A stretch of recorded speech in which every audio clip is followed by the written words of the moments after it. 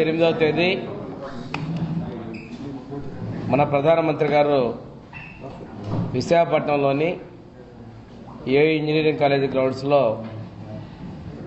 ఉత్తరాంధ్ర ప్రాంతంలోని ప్రధానంగా అనకాపల్లి విశాఖపట్నం జిల్లాల ఉమ్మడి విశాఖపట్నం జిల్లాలో 1,50,000 కోట్ల నుంచి 2 లక్షల కోట్లుగా ఉన్నటువంటి పెట్టుబడులకు సంబంధించినటువంటి ప్రాజెక్టులకు శంకుస్థాపన కార్యక్రమాలు చేపట్టబోతా ఉన్నారు. ఈ సందర్భంగా ఏర్పాట్లు అదేవిధంగా ఆ సభకి వారిని గౌరవించుకునే విధంగా అంటే ఆంధ్రప్రదేశ్ రాష్ట్రంలో కష్టకాలంలో ఉన్నప్పుడు ఎన్డీఏ ప్రభుత్వం అధికారంలోకి రావడం జరిగింది.